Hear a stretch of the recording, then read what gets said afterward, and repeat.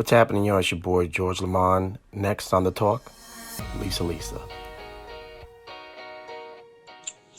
Ah! How's my freckled Puerto Rican doing? Oh shit! I'm recovering from knee surgery. Yeah, I know. We were in California somewhere, and Yeah. I remember I saw you coming out, and I don't know what was going on. The first thing I asked, I ran right to Sal to make sure that you were okay. So he was like, "Yeah, she's good. And then you came back. Listen, the show must go on. You know how that is. Yeah, man. I was like, we're getting to a point now. We're up there. So you gotta make sure your peers are No all joke. right. No joke.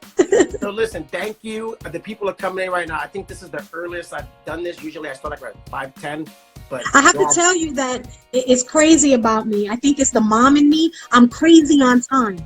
I'm so prompt. It's ridiculous. I'm the same way. You see what I'm saying? When I go to doctor's appointment, I'm there like an hour early. Yeah, man. But listen, we're gonna get right into it. So thank you for doing this. I really appreciate it. I know that me and we were going back and forth because you had your schedule and you were traveling. So the first thing I like to tell people that I tell everyone that's been on, I told Sal, I told Andy, what part of New York City do you represent? Hell's Kitchen, Midtown Manhattan, on you. I remember. Yeah, I was hanging out with you back in the days around that. Yes. Building, right? Yes. What's the name of that building? That was 747. 747.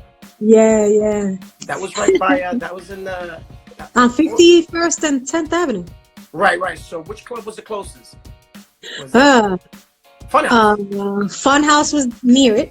Not that near, but Funhouse was in the 20s. And with that, 14th, yeah, something like that. And I remember the Latin Quarter moved up there to 59th Street. I didn't go to Latin Quarters when it first opened. My ex-wife, she did because she was straight hip hop. So where was the original Latin Quarters? The original was on the east side. What's the by 5th Avenue and I think 60th Street. I think that's where it was. In between. 60th? 59th or 60th Street. In between where the west side of the park was. Oh, I remember. Yeah, because I remember one time. And then it went to 59th Street. Or was it 57th Street?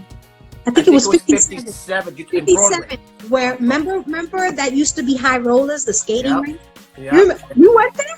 Hell yeah, I went there. Let me tell you, I used to roller skate. So anyway, this is not my interview. This is your interview. All right. So you can talk let's start this again. So so I read as much as I could about you, and so I know that you started with which was your first paid gig? Like, which was your first professional performance? When did you professionally start? Oh my God, that's when I did in 83, I did Danceteria. Oh shit. Yeah, I did Danceteria. I remember right after school, I had to run down there to get ready. And that was my very first paid gig. I remember Danceteria because I came a little later. I was 87. My phone. 87. And I remember when you went to Danceteria, what color was the crowd? Because when I went, it was majority non-Latinos. It was mostly Latino club. Was it the same when you went? No, actually, it was a mix when we went because it was that night. It was a certain night that we did. Oh, okay. And they had a mixed crowd, and it was a lot of, ethnics. Yeah. Mostly blacks when I was there. Right, because I know you started when I was listening to KTU and BLS and KTU, my brother, who's about 6 years older than me, he was the disco guy. He was I used to try to put on his clothes and it didn't fit. So I started listening to mostly African American club R&B. Yeah. That's me. Yeah, all the way. So, but there weren't that many Latinos on there. And if they were part African American and part some sort of Latino. Mixed, yeah. Which they didn't publicized much because At all. it was either you were black or you were white. So Yeah. I remember hearing your record. I was working at a casting agency because I went to the High School of Art and Design. You went to Music and Art, right? No, I went to Richmond. Oh, damn. Julia Richmond, Talent Unlimited. Yeah. Oh, shit, that's gangster right there. So, and I remember listening to the record, and I thought you were black. I thought you were American. I thought you were a white girl when you were singing it. And then I saw the video on Video Jukebox.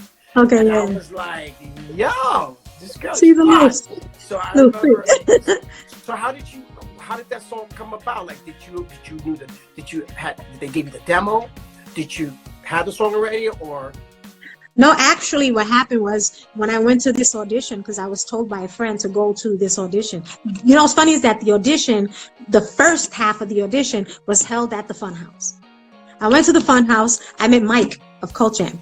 Okay. I met him there through a friend of mine. He said, yeah, I'm a roadie for Full Force. You know, you need to come down. We're looking for a female vocalist. Whatever. I was a kid, pink sweatshirt. I don't know. The following night. How old were you at the time? I was 14. So you were still in elementary. You were in high school. Yeah. Okay. I was gay. I got into high school early, actually. Okay.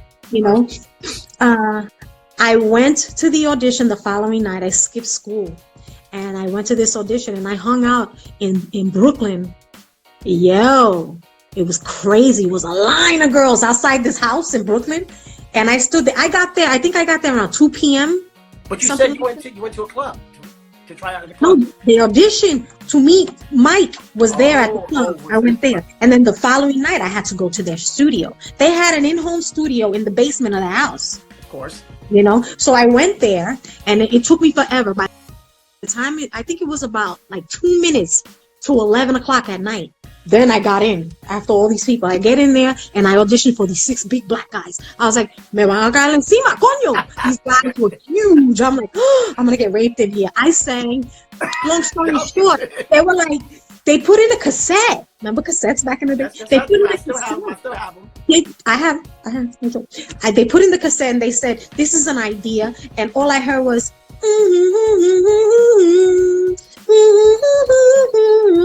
and the guy goes, is that the lead line that they play? Yeah. And the guy said to me, which was Paul Anthony of Full Force, he said, sing this. I sang it. He goes, all right, take this.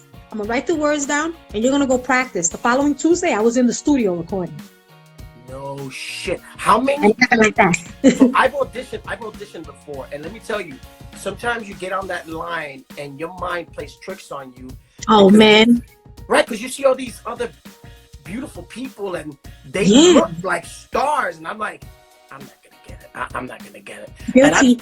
Right? So I've done that a couple of times, and I didn't get I still do that. Yeah. But I had got some. So out of how many girls you think that they tell you that they tried out? Oh my God, I think, no joke, from 2 p.m. that I got there was a line of girls outside the house.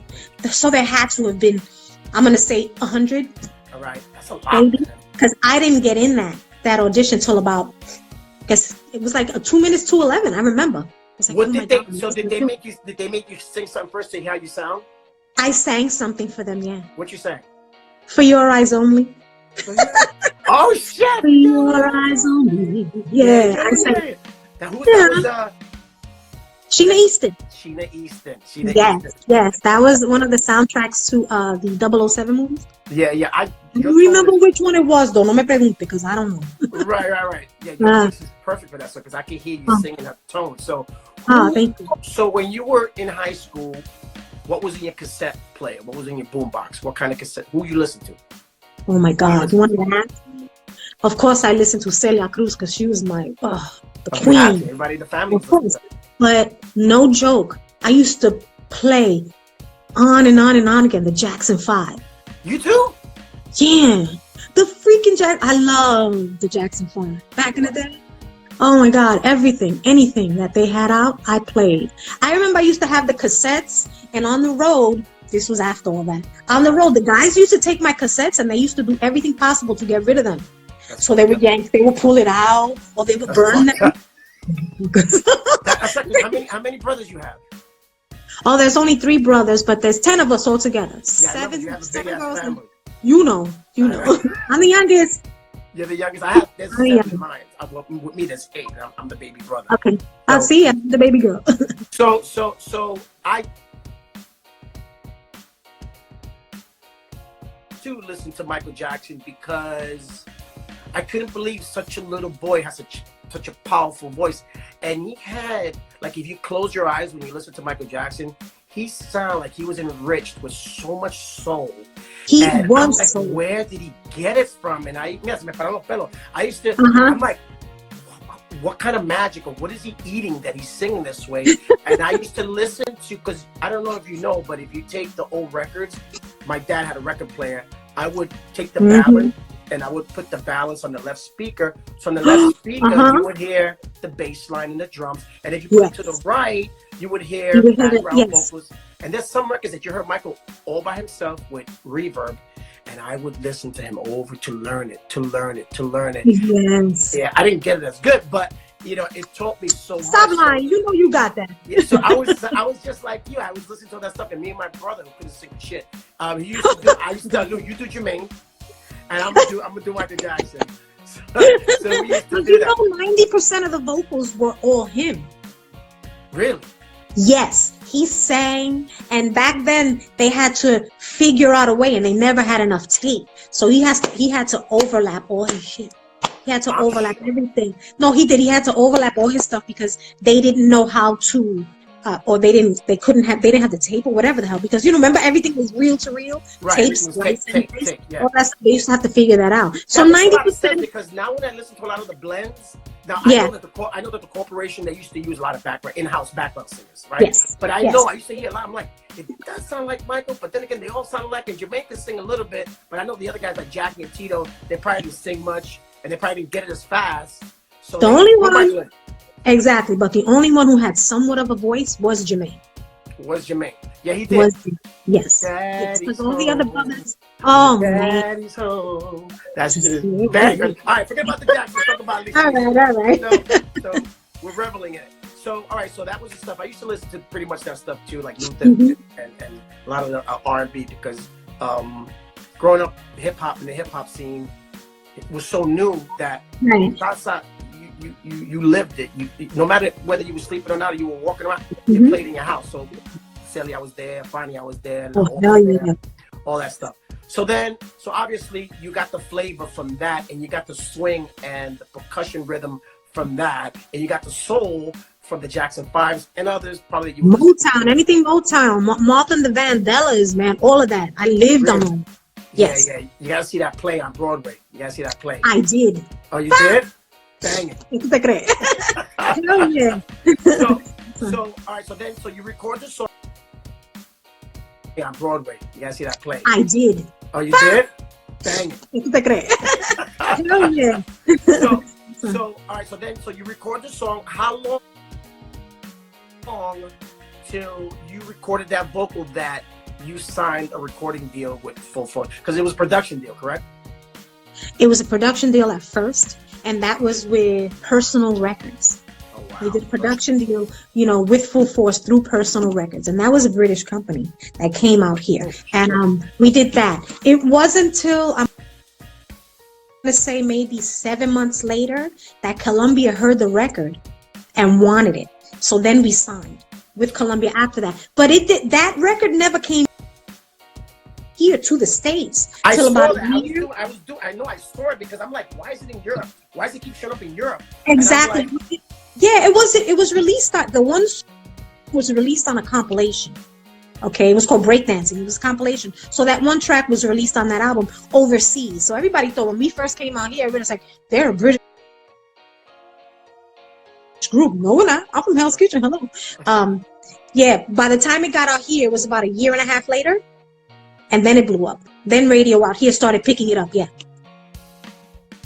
It's funny because Columbia did the same thing with me. It was already out. So I guess they were waiting for things to bubble up to catch on. Yes. Who was the one? What executive was the one that signed Lisa? Oh my God. The project. The project itself was signed by. What is this? Oh my God. Not Dave German, right? Brain fart. What? Not Dave German, right? Okay. Dave German was involved. I But know it wasn't David was there. He's signed. probably Yeah. still under coming up. Oh yeah, absolutely. It was Ruben Rodriguez. Oh my God, Ruben! Are you Remember kidding me? Ruben? Yeah. Oh my God, Ruben Ruben. did he started doing more Latin. And after that, after Yes. he finished. Well, actually, after I severed ties with Columbia, I went to Ruben because Ruben had his label, Red Ant. Remember Red Ant? Yes. And Yeah. that's Oh, where I got my solo deal with them. I didn't know that was him. I knew Red Yes, Hand. that was him. I didn't Yeah, know you were that was together. Ruben. Oh, That was his. So who is Pendulum? Pendulum was part of Red Ant. Ah, okay. So it was an affiliated deal. Yes. So it was Pendulum, ERG, Uh-huh. Red Ant. Yes. Got it. Okay. So that was, it says here, well, I'm looking at Skip to My Loop. Skip to My Loop was what? Was that the second single? Yes. And No, that was the first single. that was the first single. Yes. So when did Take You Home? Did you release it afterwards? Take You Home came out. That was my very first single. I thought you were talking about that LO77 album. Skip to My Loop was years later. Take You Home was the very first single. So Right after. so when was the first time that you knew?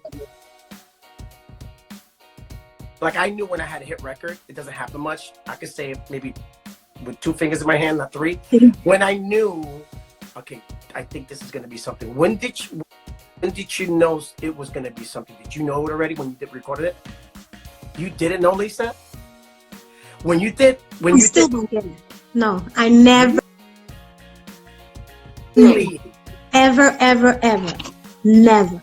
Like when it came out, I remember when it first came out here in the States, I was working at Benetton. I remember I was going to school and working at Benetton. And I'm at the register and I'm waiting for people. I get a phone call. My girl goes, yo, turn on the radio. I turned on the radio and I'm like, ah! Oh my God, that's me. And people in the store like, what's wrong with that girl? I never knew. Still to this day. I remember they had to take me out of that job.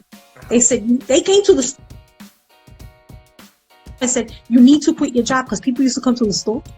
Like, because you were getting they started getting crazy and they were like, you really need to leave this job. You can't work here anymore. So you were still on Pendulum or Red Ant when you were working? That was after. I was on Columbia for many years. That didn't come to my solo album. Oh, see, yeah, LO77. That's when I signed with Pendulum. So what can I ask you?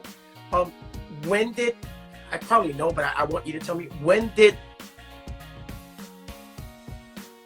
Spanador and Mike, when did they come in the group? In the beginning, the very beginning. Mike was the one who introduced me to Full Force. He said, be here at this, at this address in Brooklyn. The following night I had to go. And he's the one who brought me in. He said, just come in and do this. What happened is that Full Force was trying to get the third vocal for a girl group. They were trying to do a 3-girl group, and they didn't like any of the girls that they had to blend with me, but they liked the song that we did, and they were like, let's just feature you in a group. I was like, but how? Who? What? Yeah, Mike was their roadie, and Mike was like, you need to give me something,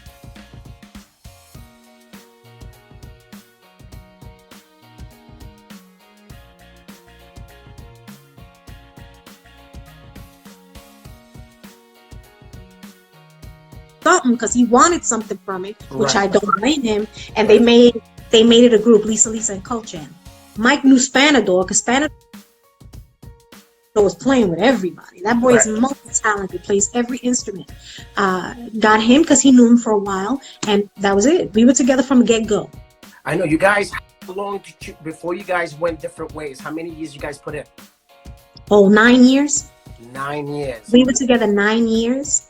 And then it was me who decided after Columbia jerked us, and I'm going to say that, big capital letters, jerked us. Hey, well, you know me. Remember my motto.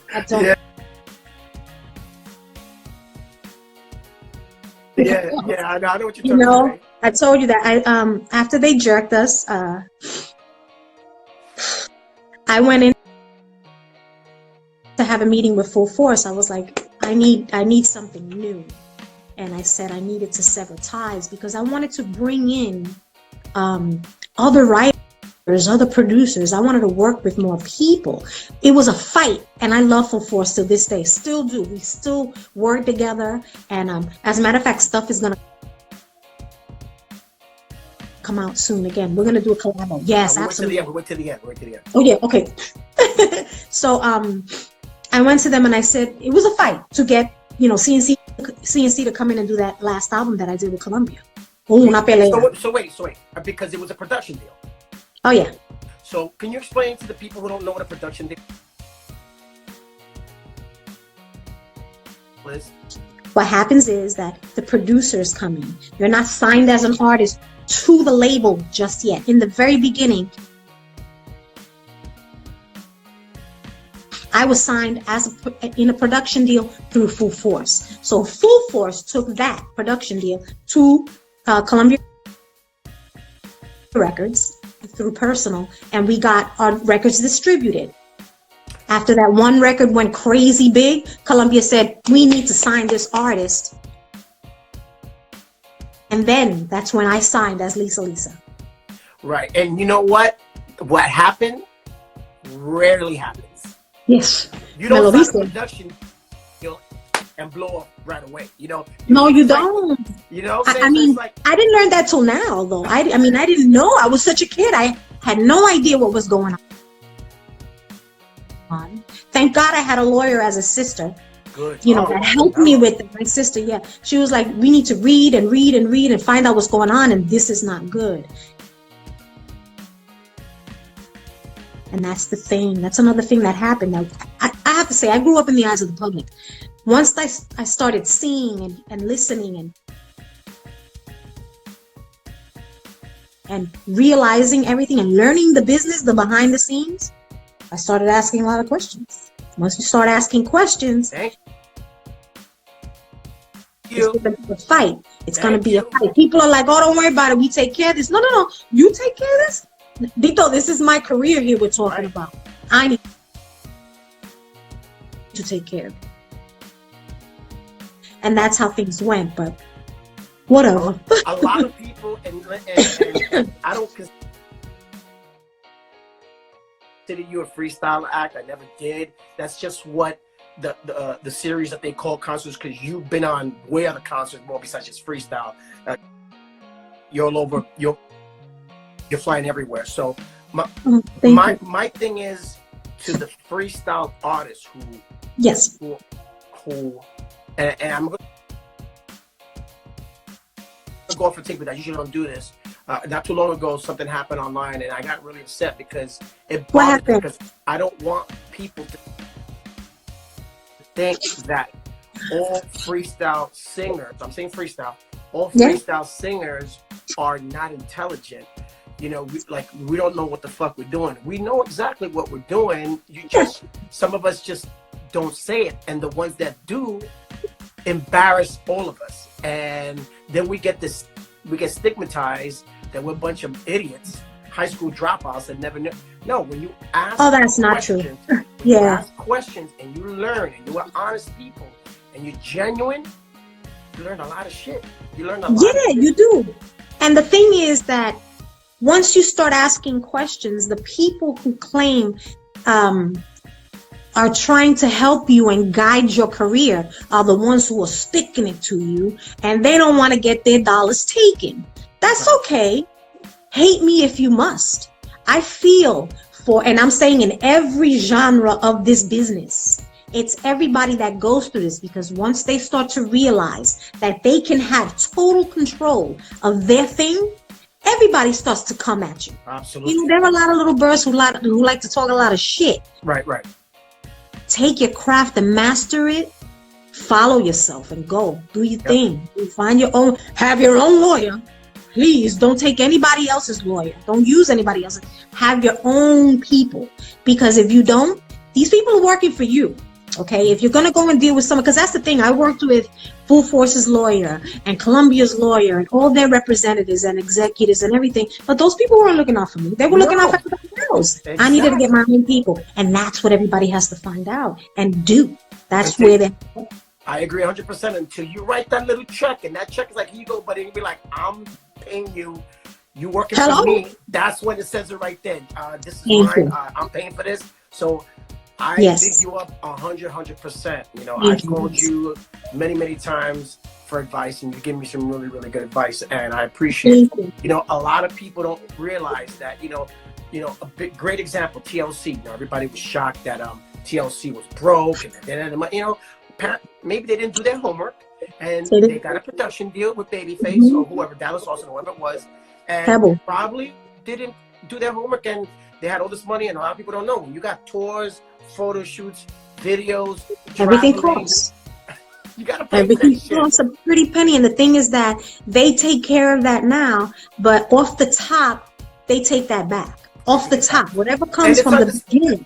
And it's understandable because I know that you manage different artists because you have your own label. We'll talk about that later. And you know, and it comes out of your pocket. You got to pay it. And everything comes out of your pocket. Right. So you're paying studio, photo, video, marketing, whatever. And then you're like, everything. Just to let you know, that's going to be my piece first. Then you can get your piece afterwards. We're going to make, you know, put you out there, but we're creating for you. Okay. Right. Unless they decide that they're going to pull it out their pocket, granted, but if I'm taking it out of mine, which is what I didn't learn till later on afterwards, Full Force didn't explain that to me at all. Okay. And I had to learn that the hard way, which was okay because I have to say I learned that quick.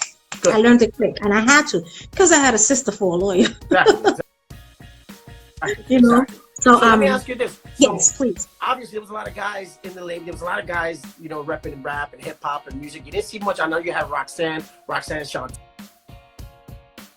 You know, you had Naomi. You had, you know, India. Maybe a little bit before you. I can't think of a Latina that was kind of that I was listening to that was female dance before you. Maybe Vicky Sue Robinson, but I think she was half and half. She was Italiana, no? Vicky Sue Robinson, I think she's half. Yeah. I could be wrong. Okay. I could be wrong. And yes, I do. God bless her. Sheena Easton, I think she's Puerto Rican, right? No, Sheila E. Sheila E. Sheila E. is not Spanish. No. I mean, not Puerto Rican. She's Is she Caribbean? Caribbean, something like that. Yeah, but she's Latina. I don't know how, but so let me do my homework because I don't know what the fuck I'm talking about. I love that woman though. So as a girl, so you were young, so probably they were listening to you because you were number one, a female, number two, Latina, and number three, you were young. So am I wrong? Were you getting sidetracked that way because of your age and because of your, you know, your gender? Back then, none of that was focused on. No one ever focused on it. Ethnicity. They didn't focus that I was a female. They didn't. Well, yes, they did, and they didn't focus that I was young because they always make me look older. They always made me look older. Had to do with wardrobe and makeup. I remember first doing the video, and I never wore makeup, never plucked my eyebrows, never wore pants. It was crazy. Yeah, no, I'm serious. My mother was like, "Pero qué es eso?" I'm like, relax. You know, it was a struggle, but you know, it was never focused on. It wasn't until later on that I started realizing, oh, now I'm being stifled. People are pushing me back. I'm telling you, to the point where we would be on the road and we would do a show, and I was immediately, promptly escorted to the hotel and locked in. Why? Yeah.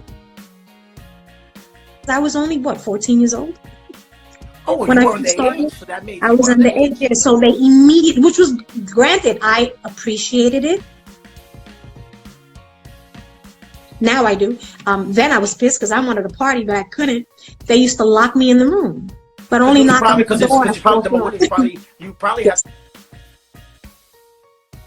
to have because he's illegal. So if there's a record Yeah, company, but you have to have somebody, because you were minor. I had to have my personal guidance and bodyguard was my oldest brother.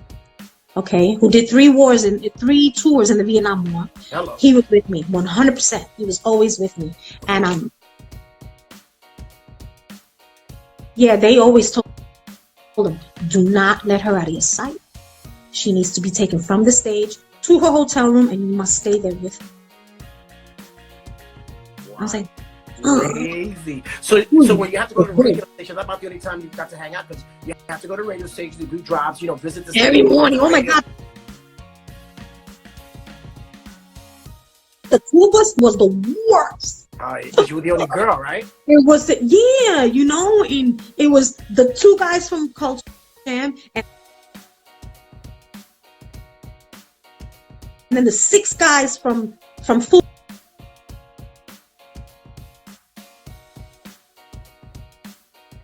Force, and then the band. Oh, hell. So we had 2 tour buses, and I'm like this, como la pendejita, not knowing what the. I used to lock myself in the back. Because the back was my room. Just to lock the door and stay there. Yeah. So I'm like, oh, too many dudes, man. But it was every morning we used to go straight to the radio station. 6 a.m. in the morning, I'd be like, crusting my eyes to the radio station. 1. There was radio stations all day we had to do. Then from there to soundcheck. Stay at soundcheck, take a shower, eat, get ready, do a show. Straight to the hotel. Locked in. So when did I get to party? When did I get to party? Nobody ever. You probably don't even remember places you've been to because you were in there for minutes. Back out on the plane and out. I don't remember a damn thing. 90% of that shit I don't remember. How many times? There's a side note. How many times have you been in a conversation with someone and they say, "Oh yeah, Montana," and you're like, "Oh, I did a show there." When? I don't know, but I know I did a show there. It was back then. It was back then. I know I was there because I remember I used to memorize the itinerary. Right. Because I never knew where the hell I was. I would call my mother every day, and she's like, "Where are you?" I was like, "Mommy, I don't even know what time it is. Let me look at the itinerary." And I memorized that shit. Okay. Today I'm at such and such place. That's the only way I knew. They would have the cities. And then we have the states abbreviated. So I remember I used to tell my brother, my brother's not the smartest tool in the shed. I'm like, Louis, what's RI? It's Rhode Island. I'm like, oh, I'm in Rhode Island today, man. I was the same way, no joke. I was the same way. And the worst was being overseas. Because I would be a day ahead. And I would be like, "Mommy," I would call my house, and she's like, "But I'm sleeping." I'm like, "But Mom is." The thing is, to the freestyle artists who and I'm gonna go off a take, but I usually don't do this.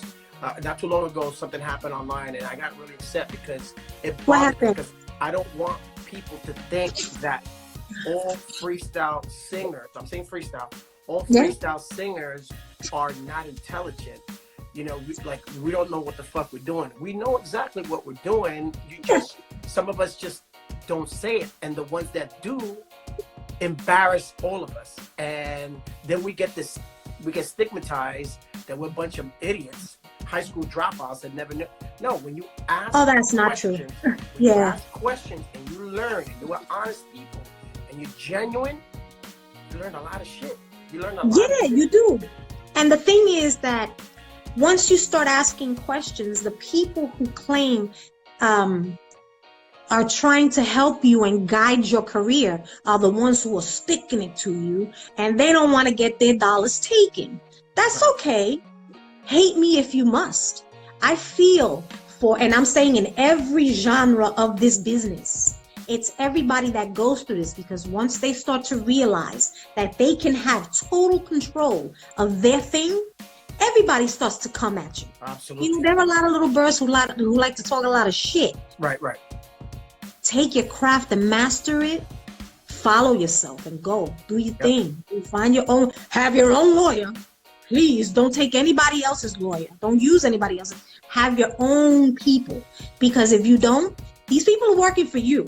Okay, if you're going to go and deal with someone, because that's the thing, I worked with Full Force's lawyer and Columbia's lawyer and all their representatives and executives and everything, but those people weren't looking out for me. They were looking out for everybody else. Exactly. I needed to get my own people, and that's what everybody has to find out and do.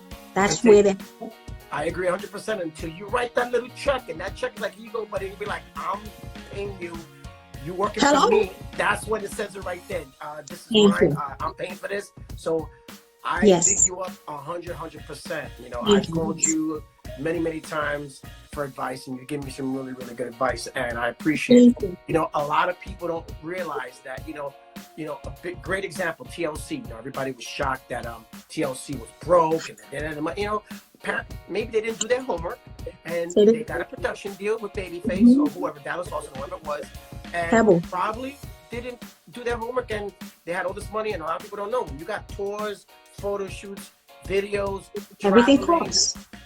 You gotta pay everything costs a pretty penny, and the thing is that they take care of that now, but off the top, they take that back.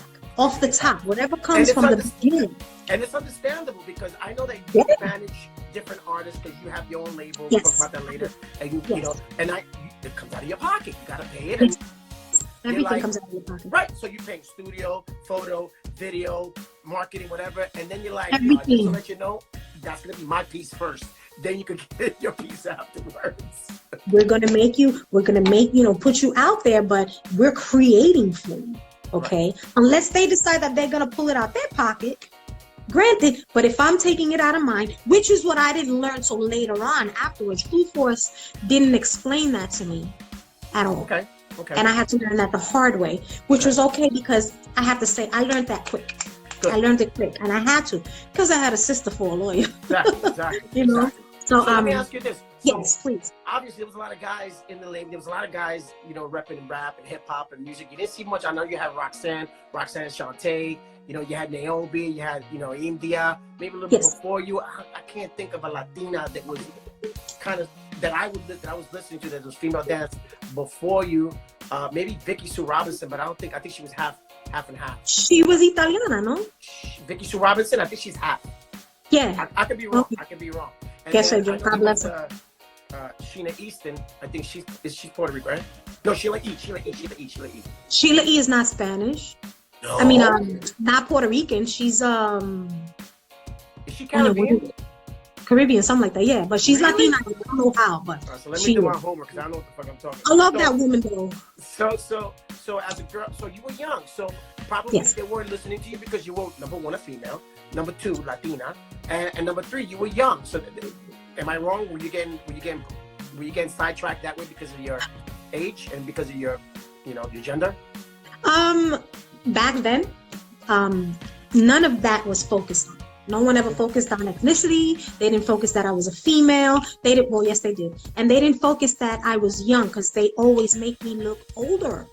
They always made me look older. Had to do with wardrobe and makeup. I remember first doing the video and I never wore makeup, never plucked my eyebrows, never wore pants. It was crazy. Yeah, no, I'm serious. My mother was like, "Pero qué es eso?" I'm like, relax.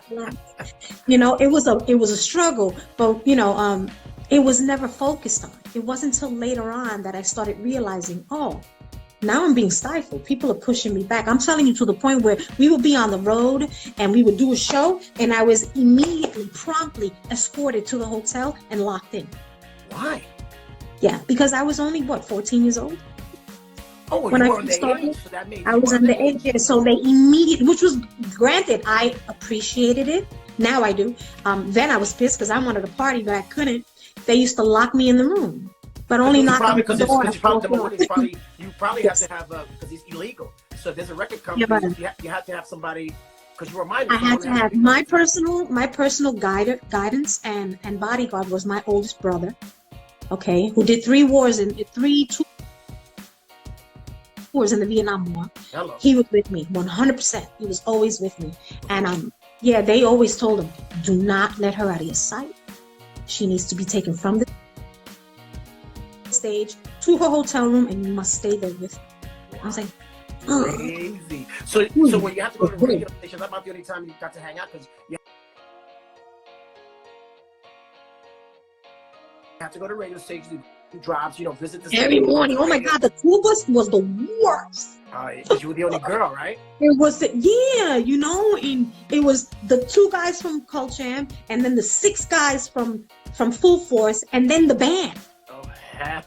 So we had 2 tour buses, and I'm like this, como la pendejita, not knowing what I used to lock myself in the back because the back was my room. I used to lock the door and stay there. Yeah. So I'm like, oh, too many dudes, man. But it was every morning we used to go straight to the radio station, 6 a.m. in the morning. I'd be like, thrusting my eye to the radio station 1. There was radio stations all day we had to do. Then from there to sound check, stay at sound check, take a shower, eat, get ready, do a show, straight to the hotel. Locked in. So when did I get to party? When did I get to party? Nobody ever party. You probably don't even remember the places you've been to because you were in there for minutes. Back out on the plane and out. I don't remember a damn thing. 90% of that shit I don't remember. How many times, there's a side note, how many times have you been in a conversation with someone and they say, oh yeah, Montana, and you're like, oh, I did a show there. When? I don't know, but I know I did a show there. It was back then. It was back then. I know I was there because I remember I used to memorize the itinerary. Right. Because I never knew where the hell I was. I would call my mother every day, and she's like, "Where are you?" I was like, "Mommy, I don't even know what time it is. Let me look at the itinerary." And I memorized that shit. Okay, today I'm at such and such place. That's the only way I knew. They would have the cities. And then we have the states abbreviated. So I remember I used to tell my brother, yo, my brother's not the smartest tool in the shit. I'm like, Louis, what's RI? Rhode Island. I'm like, oh, I'm in Rhode Island today, man. I was the same way, no joke. I was the same way. And the worst was being overseas. Because I would be a day ahead.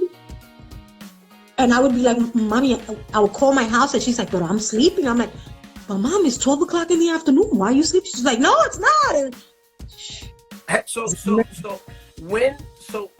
first, how high did the song chart? On Billboard, Take You Home went #1 on the R&B charts. Right, yes, and it was top 10 in the pop charts. So you're considered top 10 recording artist. So yes. Did it go platinum, gold? It went triple platinum. Triple platinum. Nice. Yes. Nice. I don't have a gold record yet, so I'm still trying. I'm still holding hope. Yes, you do. Stop lying. You need to call your people and make sure that they give you the No, believe me. I check RIAA every time. I got the Spanish record went gold, but that's 50,000. That's not number, but that's a lot, and that's great. You should be proud. Be proud. No, I am, but I still want freaking American art. Were you ever nominated for a Grammy? I was. I went up against Janet Jackson, so I wasn't winning that. Yeah, that wasn't gonna happen. So at that time what year? You remember the year? It was 87. Yeah, 87 because it was for Head to Toe. Head to Toe. I love it. Yeah. So wait a minute. So they introduced you as Grammy-nominated recording artist Lisa, right? Yes. Okay. A lot of people don't know that when you get nominated, even if you don't win, you're on that list. Yes. You are on that list. Yeah, no, yes. I ain't getting no Grammy nominated yet. So I was just close this year, but it didn't happen. It was an album that I was on with.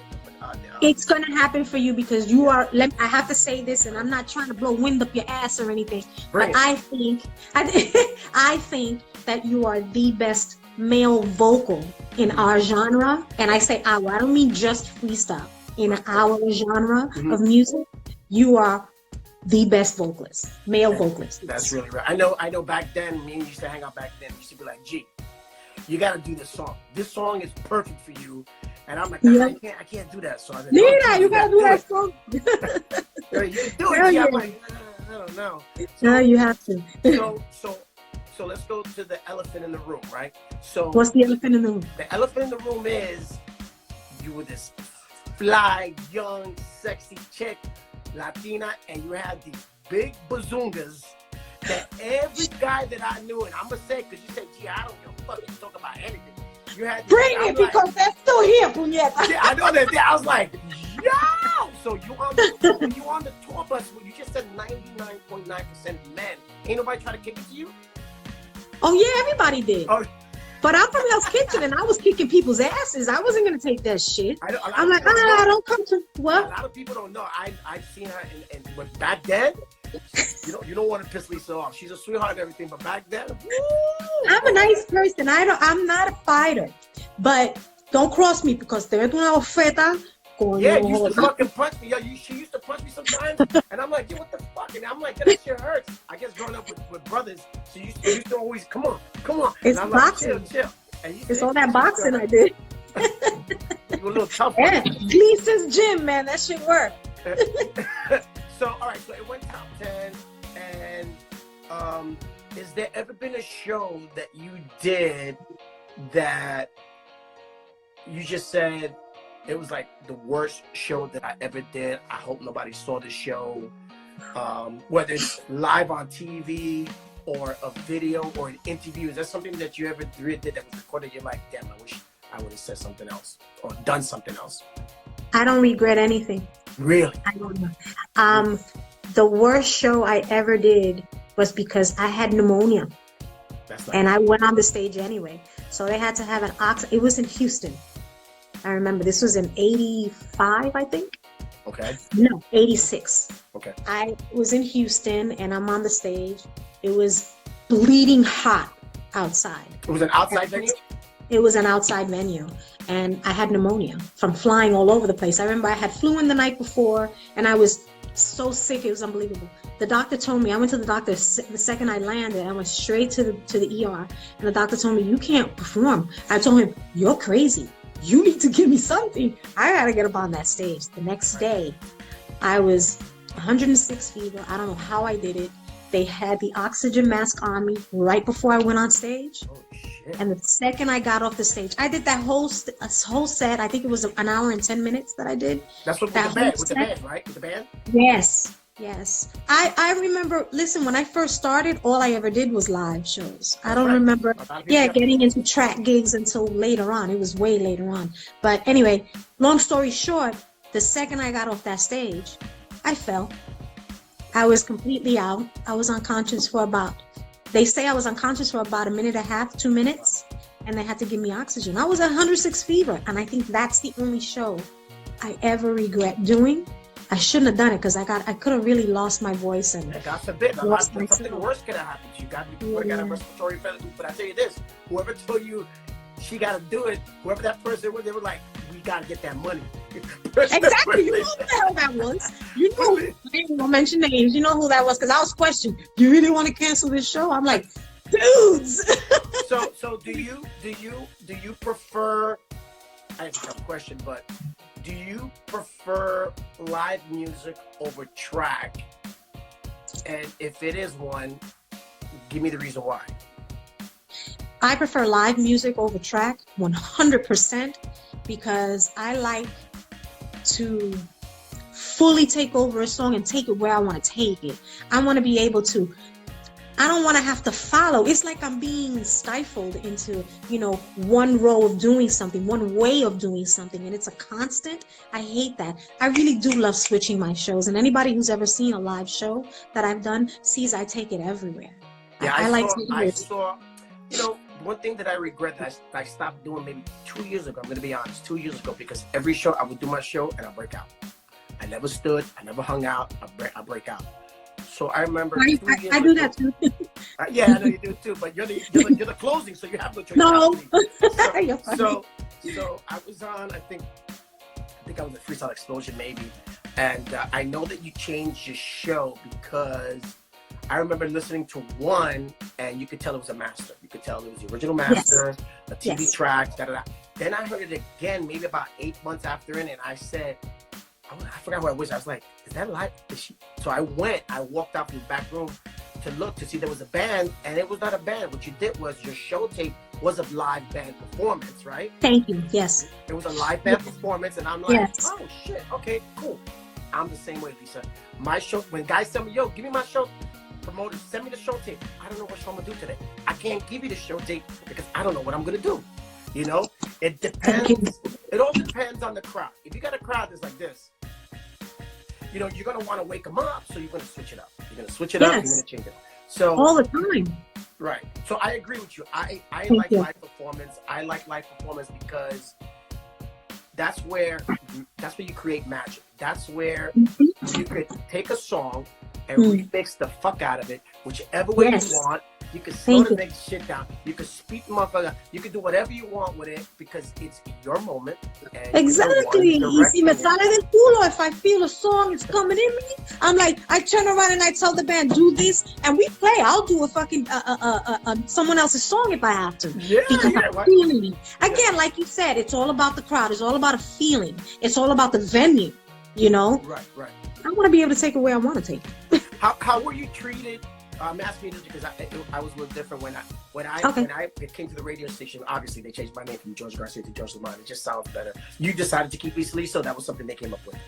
No, that was something we came up with together. Well, actually, Full Force came up with that name. Okay. Because they used to look down here instead of here. I'm being very honest. And Lou will tell you, he'll deny it to the bitter end. And if he's watching, boy, you know what you did. They used to always be like, Lisa, Lisa. And I'm like, no, my face is here. And that's how it stuck. It is stuck. I kept saying, I own it. It's mine. Hello. Come on, good girl. That's how you Did it right. You have to learn. Man, you Legally, it's my coño. You need to start doing orientation on meetings and on stuff like that. Yes. A lot of people don't do that. You know, they don't take a lot of their own professional careers into account, and they don't take responsibility for it. Then they realize later that they don't own their name no more. Yeah, and that's the thing.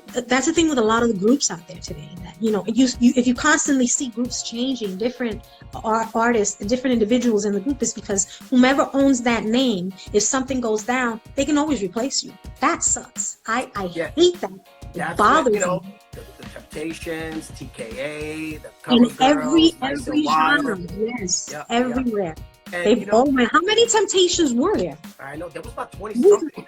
20 something, yeah, like 28 or something. 28, yeah. And I never knew that until they said it. I'm like, oh shit, that's right. Okay. But look, I remember being invited to be in certain groups. I did a 1-year stint with TKA when it was me, Tony, and Kay, and then we broke up. How was that? Huh? How was that? It was, first of all, when I was called to talk with them, I was flattered because I was a huge TK fan, not only because of the music, because Joey Gardner and the production team was just no joke. And I'm all about quality. You know, it's got to sound really good. If it doesn't sound good, then I don't want to be a part of it. So at first, I was in heaven. My role that I told myself, stand in the back, let them do their thing, because this is their legacy, and I'm going to try to give whatever I can. So, and I would come in and out, but then I just saw the way crews, this guy had his crew, this guy had that crew, and I just felt this energy that wasn't there anymore. And next you know it, within like 8 months it was over. So, but you know, within that first 8 or 9 months, we made a lot of money. You know, we made a lot of money, and the possibility was there, and we even had a recording deal. You know, but it didn't pan out. So, but it was meant to be, I guess. And you know, that's when. But it was a great experience for you, wasn't it not? It was an amazing experience. But I'm really good at working with people because I'm all about production, right? I'm all about working. Me too. Right. And when I mean production, I don't mean music. I mean everything. Everything, yes. Right. If we're going to do a photo shoot, you know, then I'm like, well, let me talk with Lisa. Let me see what she feels. And if somebody comes in, what about this? I'll listen. I'll listen to this. I'll listen to that. Let me listen to everything. You know? Yes. And then you and whoever else come to an agreement, and you're like, all right, let's do that. Let's do that. I don't know if you used to, like, when you did your videos, did you ever kiss anybody in video? Yeah. You did? Ask me if I liked it. I can tell her your face already. But I was a kid. All cried out. Oh, that's right. All cried out. Que pelea, Ozzy. Because I'm like... And you were still what? You still 15, 14 when you did All Cried Out? 15, I think. At that point, I was 15. And let me tell you, it was a fight with that dude. It was a fight because he was a pretty motherfucker, you know, and he was one of those model dudes. And I'm like, oye, pero cálmate un poquito. Let me get my lipstick put on, huh? He had long hair, right? Because I know you used to like long hair back in the day. Oh my God. Yes, he had long hair. He had long hair, right? He had long hair, yes. So the reason why I'm bringing that up is because because when we did the video, I used to talk to the model, right? I used to, I was with my girl at the time, my ex-wife, and I was like, can I talk to you for a minute? No one knew. And I'm like, listen, when we get on camera, I don't kiss. I'm like, I don't want to, no disrespect. And she's like, no problem. Let's, one girl was like, let's try it out. I'm like, no, we don't have to try it out. Let's just tap kiss. So you look at all my videos. She wanted to kiss your ass, and you know that. No. Look at all my videos. I didn't show nobody. I was like, no, I don't know who fucking win last week. Out of here. So, because on a ballad that I did, one of my dancers, Ken, was a wild guy. Yeah. And Baby, I Believe in You, he's in the video. Right. He is tonguing the shit out of this girl down. And I was like, at one point, I looked at the monitor and I was like, what the hell? Cut! I'm like, God, that's Kenny. We ain't doing a porno here. Yeah, so. He's all right. He's married with kids now. He was born again. He's a good guy now. Good for him. God bless him. So you had a hard time with that? You had a hard time with that? I didn't have a hard time with it if it was, let me see, how can I put this gently? If it was good. Okay. Because number one, he caught me off guard and I didn't know I was gonna get kissed. That's fine. If he would have done it nicely, been a gentleman about it, would have been great. And if he didn't have shit breath, it would have been better. Oh, damn. Other than that, you see, come on now. Tic Tacs. Tic Tacs. Bubble, some shit. Something. So I'm now going to look at the picture. I'm going to get like, oh, that's what she pitched right there. That shit is in the writer now. That shit is in the keyword. It's in the contract. You need to have. So we got. So Lisa, we got. I don't want to get cut off. We got 15 more minutes. Okay. So now let's go. Let's move forward to I don't know. So that was now you said 87, 88. So now we're in the 1990s. And was there ever a time when you just got tired and you said, I want to take a break, I want to chill, or you never took a break? You never took a break, Lisa? Never. Really? Never. I've done overseas. I was out there for many years. Right. Then I started doing film, independent film, and then I started doing TV. What year you started doing? What's the name of the show again? Taina. That was in 2000. That was in 2000. I did that for 3 seasons. Yeah. But before that, I was doing a lot of other stuff. I started, appearances on TV shows. And my favorite one that I did was when I did Law and Order. That was my most favorite. I remember that. Yeah, I was horrible in that show. Let me tell you, I had to tell my mother about that one before because she was pissed afterwards. She was like, "Oh, you sold your kid? How'd you meet?" I was like, "Please, I got paid well. Thank you." Yeah. Did you have you ever recorded any jingles? Yes, I have. I did a lot of Spanish stuff. I did Colgate, I did Pepsi, I did Coca-Cola, I did what else did I do? I did something for the teeth. So you had an agent was Stephanie getting you that? Yes. So yeah. So I just want to say real quick, now that we're talking about Stephanie. Stephanie has been Lisa's manager and confidant, bodyguard, fucking everything for how many years? 21 years she was with me. 21 years. I remember, let me tell you how Stephanie checked me. This shit was hysterical. Because this is when I was feeling myself. She put me in my place real quick. I called her one day, because I don't know if you know, me and Stephanie used to talk a lot. So yes. I called Stephanie. She loved you, by the way. It showed. She loved you. Genuine. It wasn't fake. I knew that it was genuine. So I called Stephanie and she talked so low. I remember I used to have to fucking turn everything off because I couldn't hear what she was saying because she used to talk so low. And she goes, George, so she's talking about the show and I really like what you did the other day in that show and I mean, you got it. So she's giving me all these compliments. So then I got all cocky and I said, because I think you were doing All Cried Out and you were doing it by yourself. So I said, is there a way that I can sing the ballad with her? She goes, yo, that would have been dope. Why wasn't I know. But check out what she told me. She goes, yeah, no. And I was like, why, Steph? She goes, ooh, it's a Lisa show. It's not a George Lamont show. Yeah, like, she was very straight up like that. She goes, she don't need nobody up there. She's good, but I never asked that ever again. And And I listen to that song like this when I'm backstage. I'm like, that could be me on stage right now. Oh man, so you know what? Check it out. One day that we're doing a show and we're on the same lineup, We'll get your that. ass is coming on the stage with me. I kid you not. Now I Don't gotta play remember the shit with lyrics. me. All Remember right. I said that. Yo, everybody who's watching, by the way, thank you everybody for being on with us. George, he promises to do All Cried Out with me. Remember you said, remember Yeah. it said, I don't let it be know. known. I'll forget the lyrics. I'm gonna have to carry a piece of paper and put out. Yeah, don't let it. I'll rock that shit. Don't worry about it. You know you will. So then you did. So that's great because that was the year for me that freestyle stock went because it was 2000 from like 2000 I want to say like 2001 to like 2004. That's when it started getting really, really bad. A lot of the projects that were coming out were not great quality, and the singers sounded like shit, and everybody was just, I didn't say it, you said it. Right, and I'm gonna say because it's true. I know Fuck you're thinking it. So, and a lot of the people that were coming out, they were just doing it for the hell of it, and they just didn't have any respect for the game. And that was a real tough time for me because that was a time when I wasn't getting more shows. It was my income. It's what I did. I started getting a side job. I was getting a little nervous. But then it turned around, and then Sal started doing his freestyle lineups, which you were already doing it with Alan Beck already back then, right? Yes, I was. Right. So, so then you came aboard and you started doing more stuff with us. What's your feeling about then freestyle and today's freestyle music? Then freestyle is very genuine. Lyrically, and today's freestyle is not as rich. I don't know how to explain it.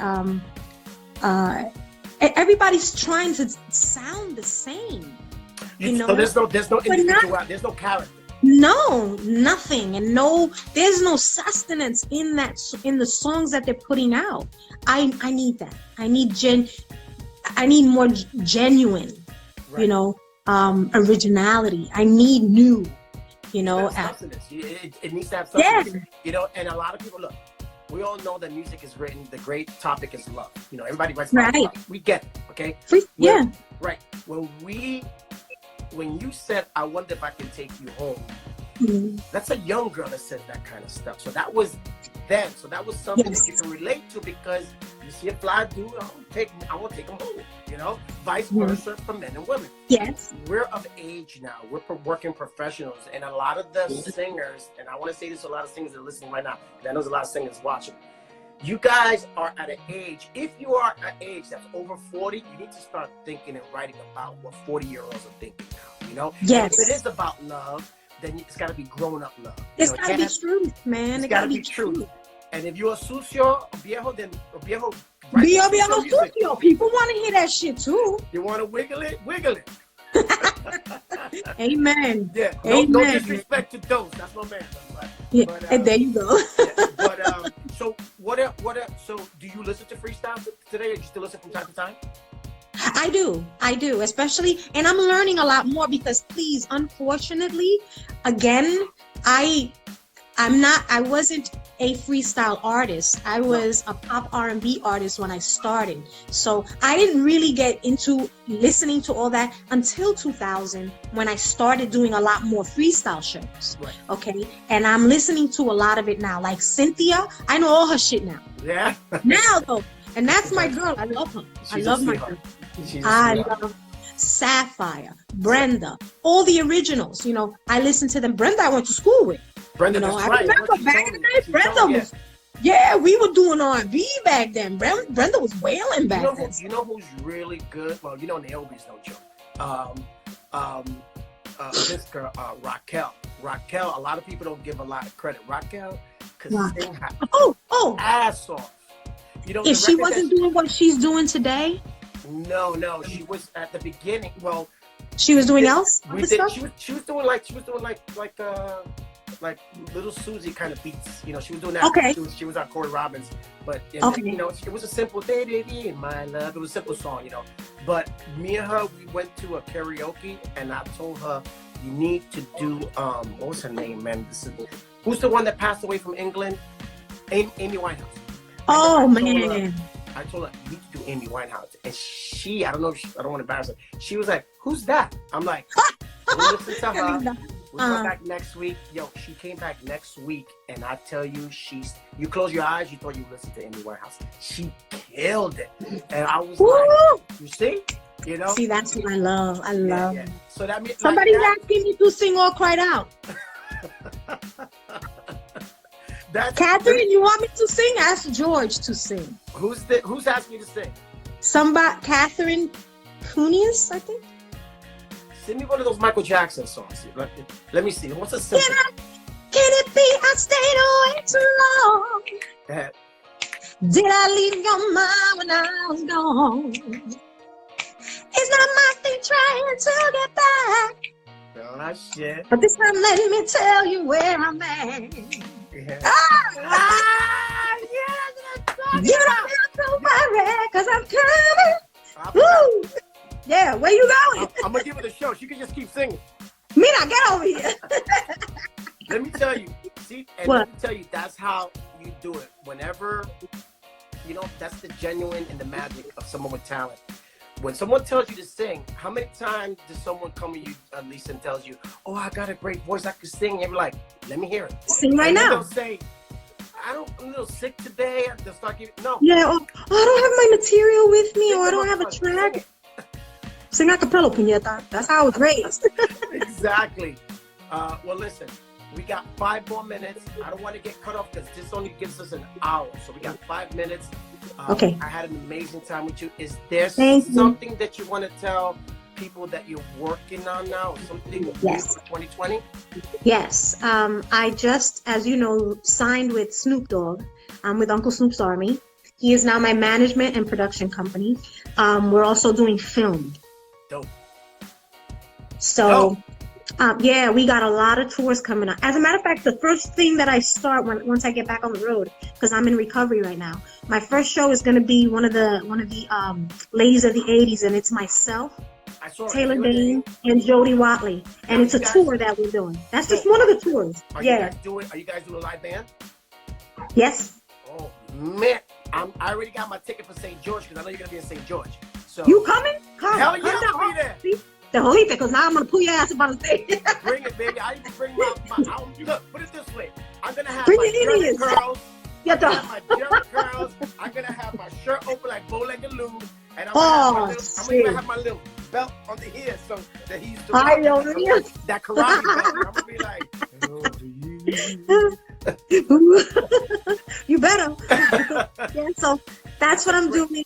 That's a good. Yeah, and who's closing the show? It's going to be Taylor because she's producing the whole thing. Okay.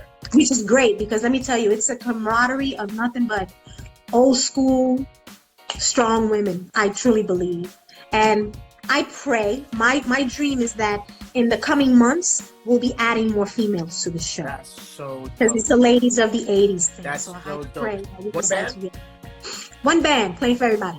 One band. And that's not the one with, because I read it, I saw an interview with Snoop and Bobby D. That's not the concert that you're talking about that they're doing, right? That they're putting a whole bunch of different ethnicities and type of groups. That one that Snoop is doing, that tour that he's doing with different performers. I'm on a bunch of those. Okay. What is that? I'll be on a bunch. What is that tour called? He has 2. I don't know what one of them is called, but the other one is oh my God. Well, one is all hip hop, and the other one is all hip hop, the old schoolers, all his people like Dre and him, and so on and so forth. And then the other one that he's doing is a lot of 80s artists. Okay. And it's all band. And it's different genre of music. Different genre. And it's a show that goes from noon to like midnight. Because he's going to have... So it's like a festival. It's like a festival. Yes, I think. Yes, he has us all on that. Let me tell you, man, when I saw that thing that you posted with Snoop, I didn't know what it was because it doesn't sound like a company. It just sounds like it was just like it sounded like a name of a new album that's coming out.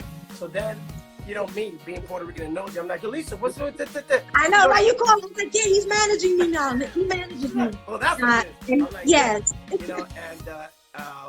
But yeah, I saw that and I'm like, well, freaking great. I didn't know he was getting into stuff like that. And then I started reading more articles, and I saw that he was putting these tours together. And I like what he's doing. He says, you know, just because I do rap music, I don't just listen to rap all day. I listen to like the Bee Gees. I listen to disco.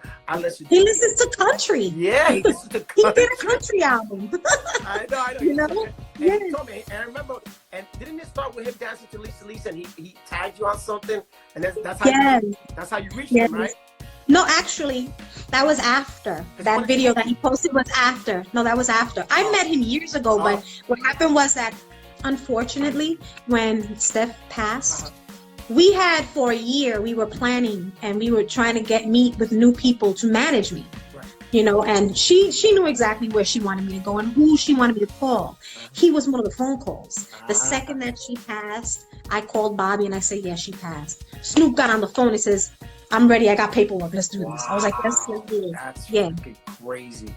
Well, listen, Lisa, I don't want to get cut off. We got one more minute left. I want to thank you for taking your time. I know that you just got surgery. Absolutely. You know, you did something what you need. You're good now. You're ready to go.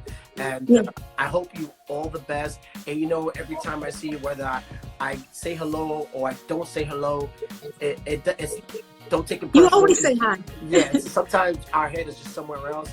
And sorry. You showed me nothing but love and respect. And I just want to say thank you. And I appreciate you doing this to me. Thank you very much. Blessings, love, and light.